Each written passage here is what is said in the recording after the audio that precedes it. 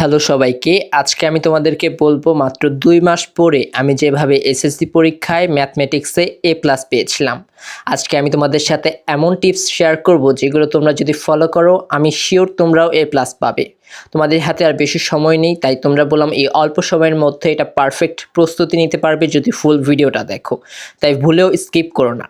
তো আগে আমি প্রথমে বলি তোমরা কিভাবে প্রতিটি অধ্যায় পড়বে। যে কোনো অধ্যায় শুরু করার আগে তুমি একটা বেসিক ক্লাস দেখে নিবে, তুমি হোক ফ্রি ক্লাস হোক, কোর্স হোক বা টিচার থেকে যেভাবেই পারো আগে বেসিকটা ভালোভাবে জেনে নিবে। তবে আমি সাজেস্ট করব যে কোনো একটা চ্যাপ্টার যখনই পড়বে ফার্স্টেই ওই চ্যাপ্টারের উপর ইউটিউবে সার্চ করে বেসিক ক্লাস দেখে নিবে। সবচেয়ে ভালো হয় ইউটিউবে সার্চ করেই দেখে নেওয়া আমার মতে, কারণ সেখানে একদম A to Z ভালোভাবে বুঝিয়ে দেয়। আমিও এভাবে পড়েই A+ পেয়েছিলাম। তারপর বেসিক ক্লাস করার পর তোমরা বইয়ের প্রতিটি অনুশীলনী অঙ্ক ও উদাহরণের অঙ্কগুলো বেশ ভালো করে প্র্যাকটিস করবে। প্র্যাকটিস করার পর সরাসরি চলে যাবে বোর্ড কোশ্চেনে। বোর্ড কোশ্চেনে তুমি বিগত 3 থেকে 4 বছরের প্রশ্ন পড়লে আমার মনে হয় এনাফ। 3 থেকে 4 বছরের প্রশ্ন যদি সলভ করো তুমি একটা বোর্ড কোশ্চেনের যে স্টাইল বা টাইপ সেটা তুমি বুঝে আয়ত্ত করে ফেলতে পারবে। সেই আয়ত্ত অনুযায়ী তুমি অনুশীলনীর কোন অঙ্কগুলো বোর্ড কোশ্চেনের জন্য ইম্পর্টেন্ট সেগুলো তুমি বুঝতে পারবে। তো এভাবে পড়লে তুমি শিওর একদম ম্যাথে A+ পাবা। আমি সাজেশন করব বিগত আহামরি 7 বছর 6 বছর করা দরকার নাই, টাইপ ভিত্তিকভাবে অঙ্কগুলো করবা। দেখবা বিগত বছরের যে প্রশ্নগুলো, এক প্রশ্ন বা অনুশীলনীর একটা অঙ্ক একটু ঘুরায়া দিছে, একদম হুবহু দেয় না, বাট একটু ঘুরিয়ে দিয়েছে। বাট হুবহু অঙ্ক কখনোই আসবে না, একটু ঘুরিয়ে দিবে।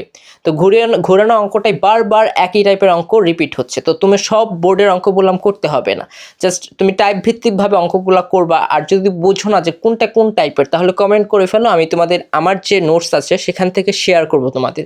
তবে তার জন্য 100 কমেন্ট হওয়া জরুরি। এরপর আসি তোমরা কিভাবে A+ পাবা।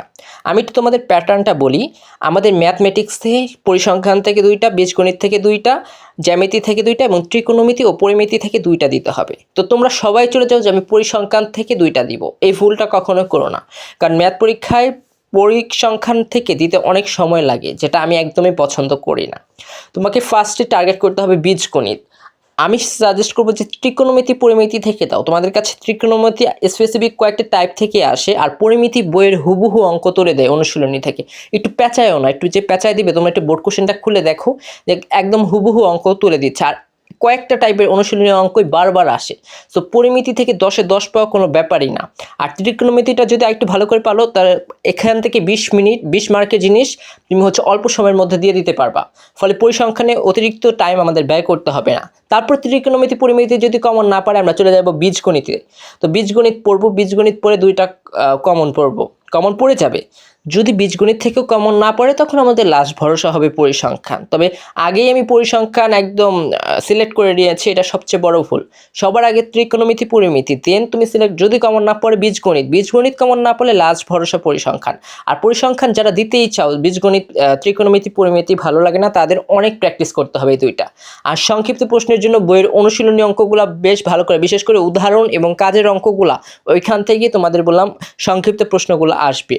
সো খুব ভালোভাবে সংক্ষিপ্ততে 20-এ 20 পেতে পারবা যদি অনুশীলনী অঙ্কগুলো বেশ ভালো করে প্র্যাকটিস করো। ঠিক আছে, একদম 20-এ 20। আর আমি যেভাবে বললাম সেভাবে তো তোমরা একদম 100-তে 100 পাওয়া সিলেক্ট। আর বলতে পারো MCQ কিভাবে পড়বো। MCQ টাইপ ওয়াইজ পড়বা। তোমাদের দেখবা বিভিন্ন চ্যানেলগুলো টাইপ ওয়াইজ MCQ দেয়, ওইখানে ক্যালকুলেটর হ্যাকস রয়েছে। ক্যালকুলেটরের মাধ্যমে তোমার পরীক্ষায় 15 থেকে 20টা MCQ সলভ করতে পারবা। তো এখানে যদি 20 মার্ক আর ওখানে 70 ধরি, এমনিতেই 80+ চলে আসে। আমি তো A+ এর কথা বললাম। তো সবাই ভালো থাকো, এইভাবে পড়ো।